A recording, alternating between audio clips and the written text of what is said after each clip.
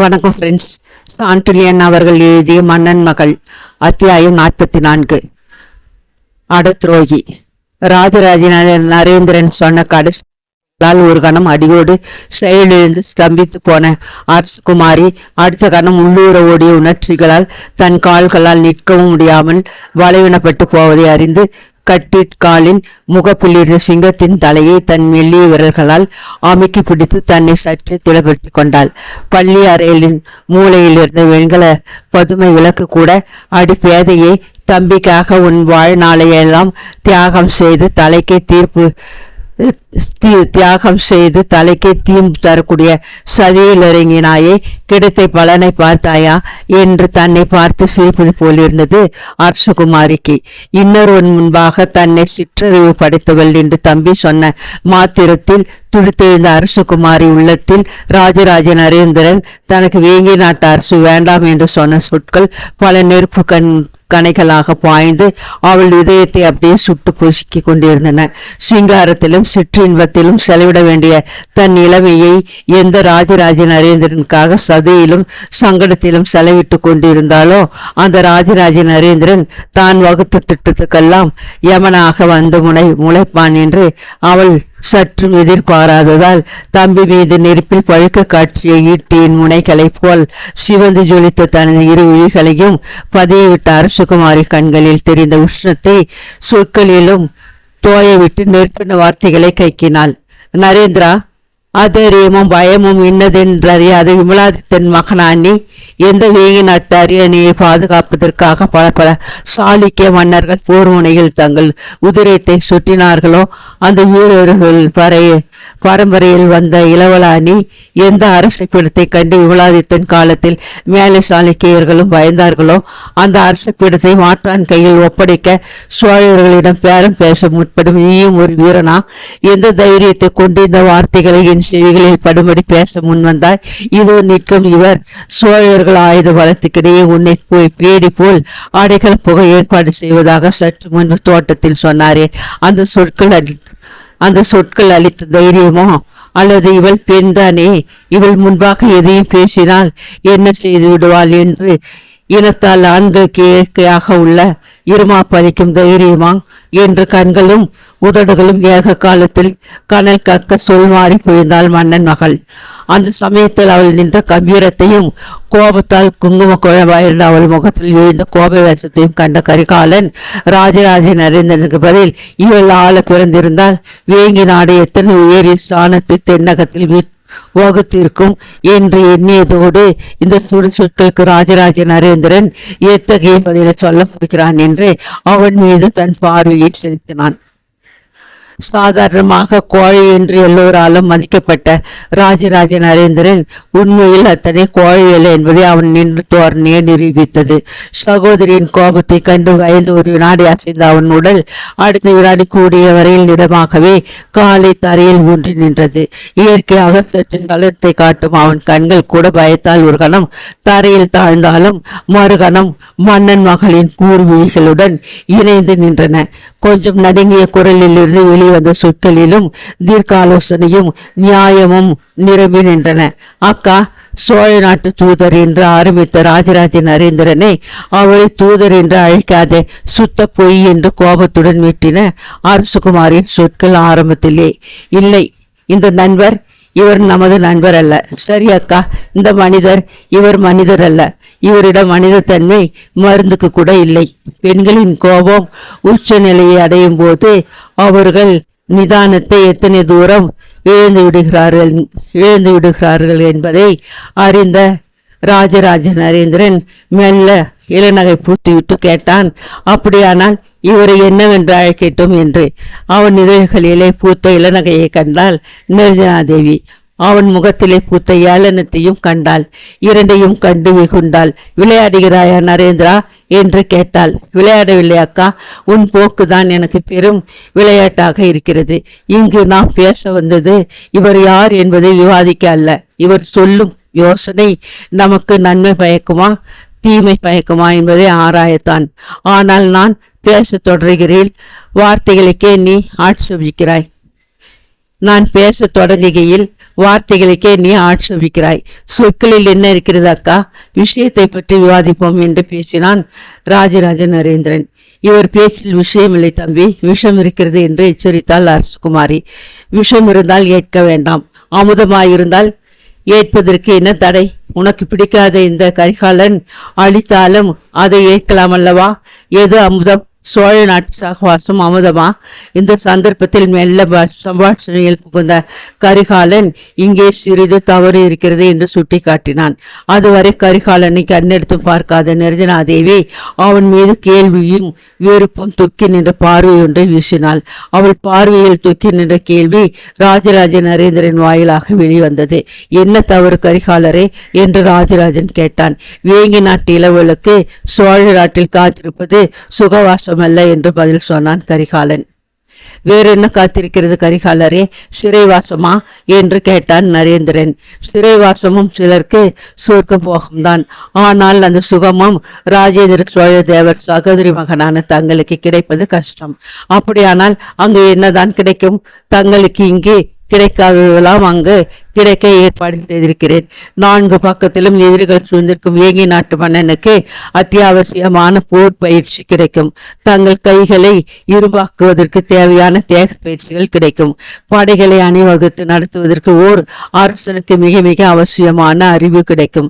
தவிர மற்ற அரசர்களுடன் சமானமாக உறவாடுவதற்கு தேவையான ராஜதந்திரமும் கற்பிக்கப்படும். இவற்றையெல்லாம் உங்களுக்கு அளிக்கவே சோழ நாடு அழைத்து செல்ல இஷ்டப்படுகிறது என்று நரேந்திரனுக்கு பதில் சொன்ன கரிகாலன் வாசற்படியை தாண்டி பள்ளி அறைக்குள் வந்து அரசகுமாரியும் பார்த்து, நிரஞ்சனாதேவி, சந்தர்ப்பங்கள் உங்கள் கண்களில் என்னை சதிகாரனாக்கி விட்டன. சந்தேகத்தால் உங்கள் அறிவும் நிலையை உள்ளபடி அலசும் சக்தியை இழந்து கிடக்கிறது. இந்த சமயத்தில் நான் எதை சொன்னாலும் நீங்கள் நம்புவது கஷ்டம். ஆனால் சிந்தித்து பாருங்கள். நாம் இன்று இருக்கும் சூழ்நிலையில் நீங்கள் ஏற்கனவே வகுத்த சதி திட்டம் பலன் தருமா என்பதை சிந்தித்து பாருங்கள். ஜெயசிவனை கொலை செய்ய உங்கள் நண்பர் பிரம்மமாராயர் இட்ட திட்டம் நிறைவேறியிருந்தால் விமலாதித்தன் அரசு பரம்பரைக்கு மட்டுமல்ல, அத்துடன் திருமண தொடர்பு கொண்ட ஏன் இன்னும் தொடர்பு கொள்ள உத்தேசித்திருக்கும் சோழ பரம்பரைக்கும் சரித்திரத்தில் ஏற்படக்கூடிய நிரந்தரமான இழிவை பற்றி சிறிது சிந்தித்து பாருங்கள் என்று நிதானமாக ஆனால் மிக அழுத்தமாகவும் தெளிவாகவும் விஷயங்களை எடுத்துரைத்தான். ஆனால் குழம்பி போயிருந்த அரசகுமாரின் சிந்தனையை தெளிவுபடுத்துவதற்கு பதிலாக கரிகாலத சொற்கள் அவள் கோபத்தையே கிளறின. திருமண தொடர்பா? அதற்கும் ஏற்பாடு ஆகியிருக்கிறதா? சோழ நாட்டுக்கு போனால் நரேந்திரனுக்கு சொர்க்க போகம்தான் போலிருக்கிறது என்றால் நிரஞ்சனாதேவி கோபமும் ஏளனமும் கலந்த குரலில். சொர்க்க போகம் பின்னால் இருக்கலாம், தற்சமயம் இல்லை என்றான் கரிகாலன்.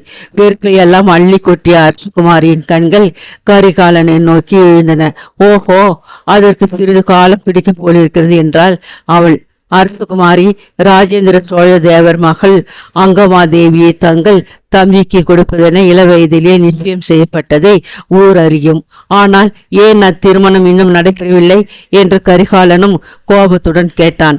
நிரஞ்சனாதேவியின் இருண்ட புத்தியில் சற்று ஒளியை உதயமாக்கும் எண்ணத்துடன் கரிகாலன் கேள்வி தன்னையும் தன் தம்பியையும் சுளீரென அடிக்கும் சாட்டை என உணர்ந்த நிரஞ்சனாதேவிக்கு என்ன பதில் சொல்வது என்பது விளங்கவில்லை. அமங்காதேவியும் நரேந்திரனும் சிறு வயதாயிருக்கும் போதே அவர்கள் திருமணத்தை நிச்சயித்த ராஜேந்திர சோழ தேவன் இருவரும் மனப்பருவத்தை அடைந்தும் வாளாவிருக்கிறான் என்றால் அதற்கு காரணம் தன் தம்பியின் தற்கால நிலையே என்பதை நிரஞ்சனாதேவி நன்றாக உணர்ந்து கொண்டாள். சோழ பேரரசின் தன் மகளுக்கு வீரமற்ற ஒருவனை மணாளனாக்க ஒரு காலம் சம்மதிக்க மாட்டான் என்பதையே கரிகாலன் சுட்டி காட்டுகிறான் என்பதை திட்டமாக தெரிந்து கொண்ட நிரஞ்சனாதேவி விஷயம் கரிகாலன் வாயினாலேயே வரட்டும் என்று ஏன் என்று ஒற்றை சொல் கேள்வியை வீசினாள்.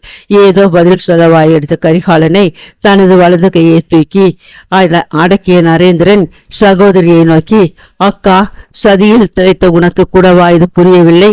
எந்த சங்கடத்திலும் ஈடுபடாத எனக்கே இது புரிகிறதே. நான் வீரன் அல்ல, பேருக்குத்தான் நான் மன்னன் தவிர என்று மேலும் பேச போன அவனை இடைமறித்த நிரஞ்சனாதேவி, ராஜேந்திர சோழ தேவனின் சகோதரி மகன் நீ என்றாள். இருக்கலாம் அக்கா, அதற்காக ஒரு பேரரசன் பெண்ணை கொடுப்பானா? அப்படியே கொடுப்பதனாலும் வீரமற்றவனை ஒரு தமிழ் பெண் மணக்கை செய்வாளா என்று கேட்டான் ராஜராஜ நரேந்திரன். தம்பி, பதற்றத்துடன் எழுந்தது நிரஞ்சனாதேவியின் குரல். இதில் பதற்றம் உதவாது அக்கா, உண்மையை அலசுவதில் நிதானம் வேண்டும் என்று நீயே சொல்வாயே.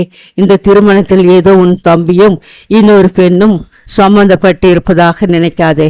2 அரசுகள் சம்பந்தப்பட்டிருக்கின்றன. பெருவாரியான மக்கள் சம்பந்தப்பட்டிருக்கிறார்கள். வேங்கி நாட்டு அரசு திறம்பட கரிகாலர் சொன்ன யோசனையை ஏற்பது அவசியம். அது ஒழுங்கான யோசனை அல்ல. ஏன்? உன்னை சோழ நாட்டு அடிமையாக்க ஒரு காலம் நான் உடன்பட மாட்டேன். இங்கு ஜெயவர்மன் அடிமையாக நான் வாழ்வதில் உனக்கு இஷ்டமா? அந்த அடிமை தலையை உடைத்து விட்டால் உடைக்க பலம் தேவையக்கா. அந்த பலத்தை சம்பாதிக்க நான் இந்த அரசை சில காலம் துறக்க வேண்டும். வேங்கி நாட்டில் கிடைக்காத போர் பயிற்சியை வேறு நாட்டில் பெற வேண்டும். இங்கு அதை ஏன் பெற முடியாது? பெறவிட மாட்டான் ஜெயசிம்மன்.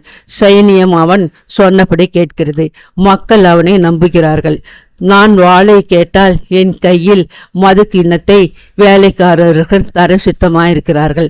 படைகளை பார்க்க வேண்டுமென்றால் பருவ பெண்களின் படைகளைத்தான் என்னை சூழ விடுகிறான் ஜெயசிம்மன். இந்த வலையில் இருந்து முதலில் விடுபட வேண்டும். எனது கையும் காலும் சுதந்திரம் அடைந்த பிறகு ஜெயசிம்மன் சூழ்ச்சி வலையை அறுக்க நான் கத்தியுடன் இங்கு வர வேண்டும் என்றான் ராஜராஜ நரேந்திரன். முதலில் வலையிலிருந்து விடுபட வேண்டும் என்றால் அரசகுமாரி. அவள் சிந்தனையிலும் மெல்ல மெல்ல உண்மை உதயமாயிற்று. ஆனால் அடுத்த கணம் கரிகாலன் மீது இருந்த வெறுப்பு அவள் மதிக்கு மீண்டும் திரை போட்டது.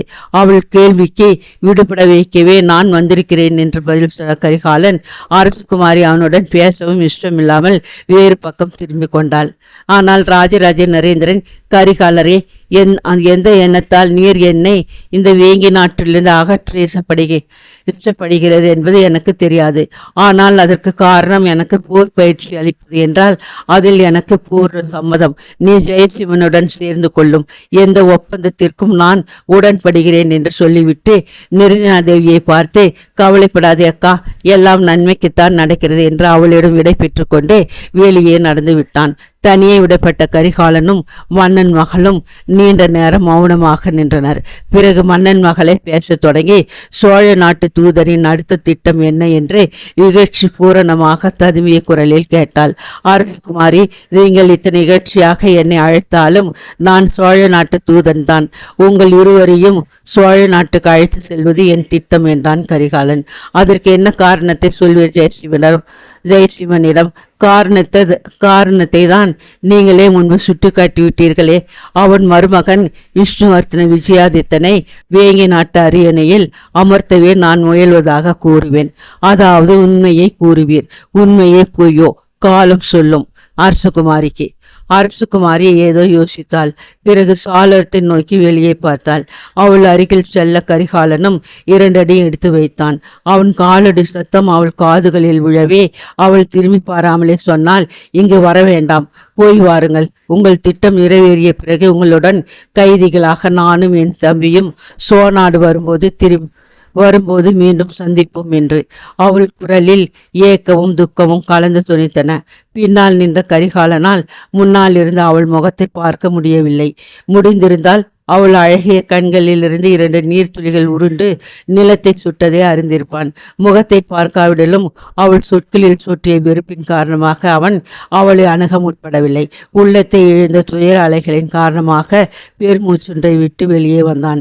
அவன் தூரத்தை செல்ல செல்ல அவன் காலடி ஓசை மெல்ல அவள் செவிகளில் விழுந்தது. மெல்ல திரும்பி அவன் நின்றிருந்த இடத்தை பார்த்து அவள் வாயிலிருந்து, அட துரோகி, உன்னிடம் என் உள்ளத்தை கொள்ளை கொடுத்தேனே என்ற வார்த்தைகள் உதிர்ந்தன. அவள் உள்ளத்தில் ஏதோ மூலையில் மட்டும் அவன் நல்லவன், அவனை நம்பு என்று ஏதோ ஒன்று ரகசியமாக சொல்லி கொண்டிருந்தது. அவள் நம்பவும் முயன்றாள். அப்படி ஏதாவது நம்பிக்கை உதயமா இருக்கும் பட்சத்தில் அடுத்த நாள் மாலினி கொண்டு வந்த செய்தி ஒன்று அந்த நம்பிக்கையை அடியோடு உடைத்து விட்டது.